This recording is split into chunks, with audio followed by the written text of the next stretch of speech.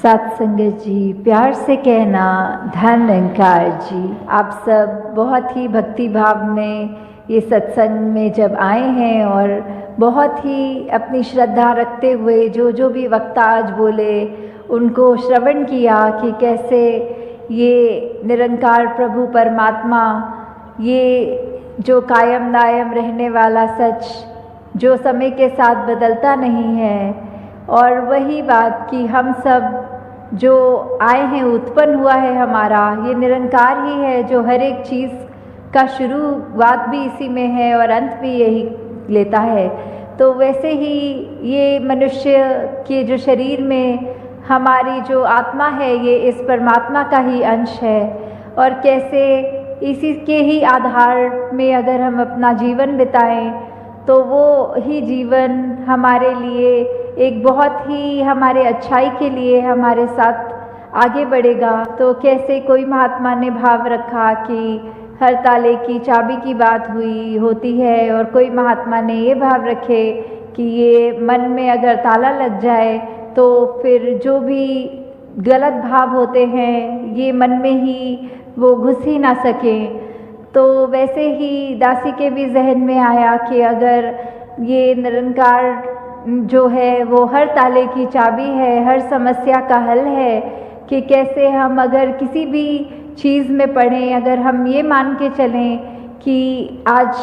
के युग में अगर दुनिया में देखें तो ज़ंजीरें बहुत हैं, और ये ज़ंजीरों पे अपने अपने रंग के ताले लगे हैं, कहीं पे जात पात के ताले लगे हैं, कहीं पे और ऐसे जो जकड़ के एक अपने आप को हमने बांध लिया है। हम हर एक में ये परमात्मा नहीं देख पा रहे, हम हर एक को अपने आप से नीचा देख रहे हैं। तो ऐसे जो भी द्वेष भाव हमारे अंदर आ रहा है, ये ज़ंजीरों के तालों को अगर ये ब्रह्म ज्ञान रूपी चाबी से हमने खोल दिया, अपने आप को, अपनी रूह को आज़ाद कर दिया, तो दातार उस तरह भी सभी पे कृपा करे जिसमें ये परम पिता परमात्मा, ये अली मौला, ये गॉड, ये इस तरह बस जाए, निरंकार पल पल हमारी ज़िंदगी में इस तरह शामिल हो कि फिर हम एक अपनी जीवन में ऐसी खूबसूरती ला सकें अपने आप के अंदर, और जिसके भी हम संपर्क में आए उनके अंदर। पर शुरुआत हमें जो करनी है वो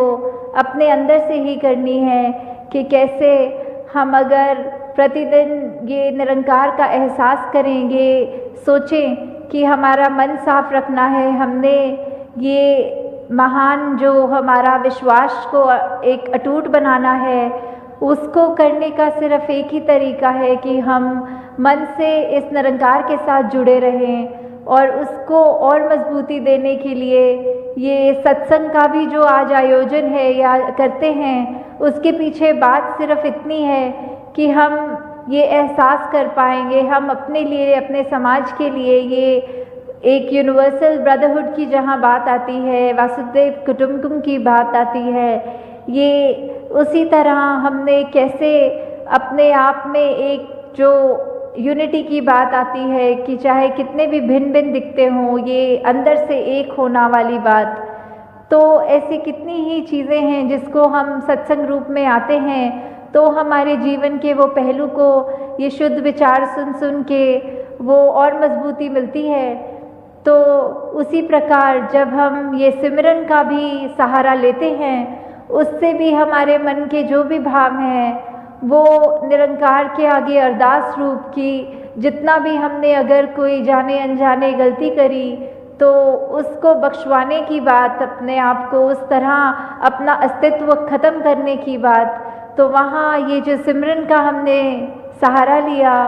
और सेवा भी अपने मन से बात ये शुरू करें कि सेवा के लिए हमने पहले जो तैयारी करनी है वो अपने मन को दृढ़ करना है, वो अपने मन में वो भाव लाने हैं कि हम सभी के दास भावना रखते हुए कि सभी के दास हैं हम। तो ही सेवा का भी असली शुरुआत वो मन से तभी हो पाएगी। दातार सभी पे कृपा करे। तो बात वही कि कैसे एक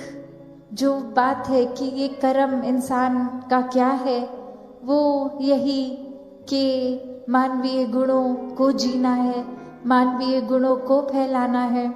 और ये बात कि आगे से हमें क्या मिल रहा है क्या नहीं, उस पे ध्यान नहीं होना चाहिए। ध्यान तो बस हम क्या दे सकते हैं उस पे होना चाहिए। जैसे अक्सर एक सिचुएशंस में भी कोई ना कोई बात अगर ऐसी सोचा जाए कि कोई भी एक क्रोध की आवश्यकता तभी आती है जब कोई किसी के नुकसान के लिए कदम उठाए जाएं, वरना तो इस संसार में हर चीज़ करने के लिए ये प्यार ही काफ़ी है। तो कैसे ये मन को क्रोध से दूर रखने के लिए भी चेतन किया जाता है संतों द्वारा बार बार कि ये ह्यूमन इंस्टिंक्ट्स हर एक के अंदर हैं, भय भी है, क्रोध भी है और भी अन्य चीज़ों से भरा ये फीलिंग्स, ये दिल। तो कैसे अगर हर एक के सामने जब कोई परिस्थिति है तो वो क्रोध होते हुए भी वो क्रोध को काबू करने की बात, उसको चैनलाइज करने की बात, कि अगर हम यही कह देंगे कि हमारे अंदर क्रोध है इसलिए हमने किसी को बुरा भला कह दिया, तो ये कोई एक्सक्यूज़ नहीं है। वरना तो हम उदाहरण देखें तो हम ये कह सकते हैं कि जो आग है उसका तो काम ही जलाना है,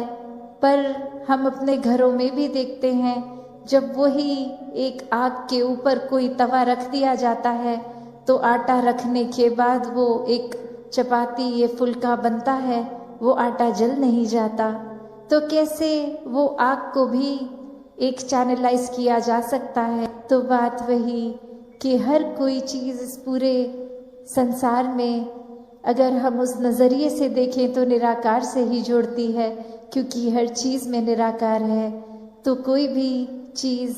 को कैसे उपयोग करना है, वो सदुपयोग करना भी एक चेतनता की बात है, और चेतनता खो के उसी चीज़ का, उस सोच का वो मिसयूज़ करना, एक दुरुपयोग करना भी हमारे ऊपर है। तो जो निराकार का आधार लेते हैं वो अपना जीवन सदुपयोगी जीवन बना लेते हैं। क्योंकि सेवा करने के समय तो संत हमेशा सिर्फ सेवा करने ही आते हैं, ना कि इसलिए कि कोई सेवा करते देखे या हमें अपने पसंद की जगह पर ही सेवा मिले। अक्सर मन इतना जुड़ भी जाता है एक तरह से एक सेवा करने के लिए कि अगर उस समय सेवा बोल दी जाए कि आज आपका एक ये ध्यान नहीं कि आप हर बारी अगर प्याऊ पे ही होते हैं तो आप इस बार प्याऊ पे नहीं, आप इस बार कहीं और टॉयलेट इत्यादि में अगर लग जाए, तो मन फिर एक उस सेवा को भी एक्सेप्ट करता है कि नहीं। मन में ये भाव भी कि इतने समय से इस जगह पर कर रहे हैं, इतने एक्सपर्ट हो गए हैं इस जगह पे सेवा करते करते, तो अब हमें कोई नई जगह पे क्यों डाला जा रहा है। तो भाव वो नहीं, भाव तो यही कि जहाँ जब ज़रूरत एक कोई एक्टिविटी वाइज सेवा नहीं, सेवादार तो हर समय का सेवादार, हुक्म के अनुसार करने वाली, मन की इस इच्छाओं को एक अहंकार रूप को छोड़ के पूरी तरह समर्पित रूप से ये सेवाएं, और जहाँ फिर वो सेवा है वो सेवा को सेवा की तरह ही किया जाए, क्योंकि वो सिर्फ कोई कार्य नहीं कि अगर उदाहरण के तौर पे कि एक मिट्टी और तसले और वो तसलों में मिट्टी भर भर के आगे देना, तो ये भी मन में इसलिए नहीं कि रोज़ सुबह आ गए, पर वो मन का भाव तो सिर्फ कि आज कोई एक्सरसाइज हो जाएगी, आज भार उठा लेंगे, या फिर एक रूप की कुछ हमारे शरीर का बल है हम ये कर सकते हैं, वरना और कोई इतनी फुर्तीली तरह से नहीं कर पाएगा। तो अगर मन के भाव हैं ऐसे, तो खुद ही एक बार देख लें कि सेवा में फिर कोई ना वो शरीर की ताकत चाहिए, सिर्फ वो मन में एक भाव चाहिए। वरना तो तरह तरह की मशीन्स होती हैं जो अगर पूरे पूरे दिन की भी हम सेवा करें वो 10 मिनट में उससे ज़्यादा एक जगह से दूसरी जगह तक वो कार्य कर देंगे। पर यहाँ वो भाव एक हाथों से सेवा करने का है, एक भाव कि हर कोई एक सेवा का एक फ़ायदा उठाए। और ये फ़ायदा क्या, ये कोई दुनियावी फ़ायदा नहीं होगा। ये जो अभी हम गीतों में भी सुन रहे थे कि सेवा में सुख है, जो सेवा करता है वो एक अपने मन को हल्का पाता है। तो वो बात ये नहीं कि अगर कोई शरीर की पीड़ा है वो सेवा करके दूर होगी। एक शरीर तो परमात्मा ने जिस तरह दिया और जिस तरह हमने उस शरीर का ख्याल रखा उसके ऊपर आधारित होती है वो तन की एक कोई हालत कैसी है, कोई अगर बीमारी है या कोई और तकलीफ है। तो बात वो नहीं कि सेवा करके एक रूप की एक बिल्कुल शरीर ठीक होगा। ये तो जो परमात्मा ने, निराकार ने जिस तरह रखा, हमें अपने एक चेतनता के साथ उस समय अपने आप को ठीक रखने की जिम्मेवारी है। ये सेवा का भाव वही कि ये शरीर भी ठीक रहे। पर अगर हम मोटिव ही ये बना लें कि हम कोई शरीर में पीड़ा एक एहसास कर रहे हैं तो सेवा करेंगे और वो तकलीफ ठीक होगी, तो फिर असल रूप में सेवा हो ही नहीं रही। क्योंकि ये एक इच्छा है शरीर ठीक करना, उसके बदले में एक सौदा हो रहा है सेवा का। तो भाव वो नहीं, भाव तो कि जितना भी हो सकता है मन में भाव सेवा का रख के सेवा करी जाए। कैसे अलग अलग स्वभावों वालों को भी अपनाया जा सकता है, क्योंकि अक्सर इंसान ऐसे ही कंफर्टेबल हो पाता है किसी के साथ कि अगर कुछ हमारा उससे मेल खा ले, कोई वो बात हो जो हम में और उस इंसान में कॉमन है, कि या हमारा कोई वो प्रोफेशन सेम हो या किसी तरह की कुछ चीज़ें एक जैसी पसंद हो, या रहन सहन का तरीका, या कोई पढ़ाई उपलब्धि इत्यादि कितने भी अगर हम देखें, कुछ एक कॉमन फैक्टर इंसान ढूंढता ही है कि कैसे किसी के अगर नज़दीक फील करना है तो वो एक कॉमन फैक्टर ढूंढा जाए। तो बात वही कि संत समझाते हैं, और अनेकों किसी भी धर्म ग्रंथों को हम खोल कर देख लें तो संदेश यही है कि वो कॉमन फैक्टर ये परमात्मा ही है, ये निराकार है जो हर कण में है, ये एक बराबर हर जगह है, हर एक के अंदर भी है बाहर भी है, ये नष्ट नहीं होता। तो कैसे ये परमात्मा का जहाँ गुणगान हर किसी ने अपने तरीकों से किया, वो पिछले 3 दिनों में भी हमने देखा, वो कविता मात्र रही, एक भजन मात्र रहा, स्पीचेस रही। और अगर वो भी देखा जाए कि कोई वो भाषाओं का भी बैरियर नहीं था, उम्र का भी बैरियर नहीं था, बच्चे बुजुर्ग नौजवान हर किसी ने अपने तरीके से ये संदेश दिया कि इंसान अपने जीवन को संवार लो, इसको जीते जी हर कीमत पर, हर मोमेंट पर इस निराकार से ही जुड़ो, अपने मन को एक ठंडक हर समय की दो, ये सुकून दो, आनंद दो, शांति दो। तो जितना ज़्यादा अगर हम और गहराई में जाते रहें, किसी भी संत का जीवन खोल के देख लें, चाहे इतिहास में हो या हमारे सामने आज की डेट में साक्षात, तो हर कोई यही समझा रहा है कि ये परमात्मा को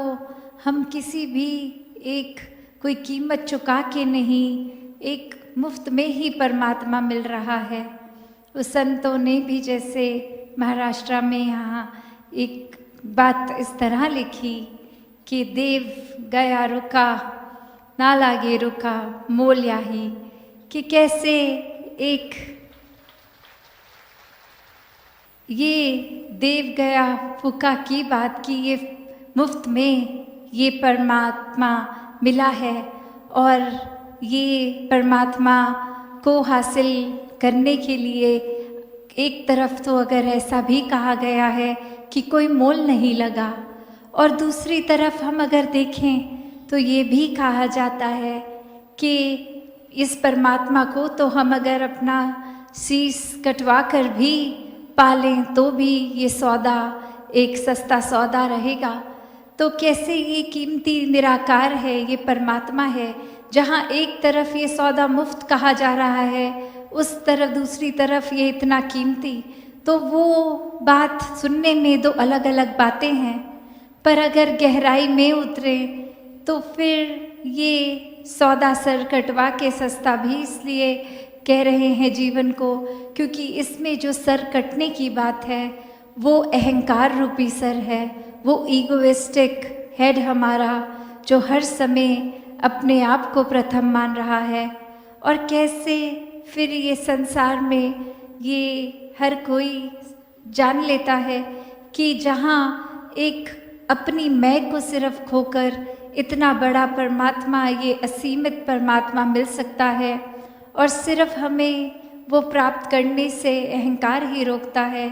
कि हमें जब सब कुछ लगता है कि हम पहले ही इतने जानकार हैं, हमें स्पिरिचुअलिटी का सब पता है, हमें एक अपने जीवन को कैसे जीना है ये आता है, हमसे ज़्यादा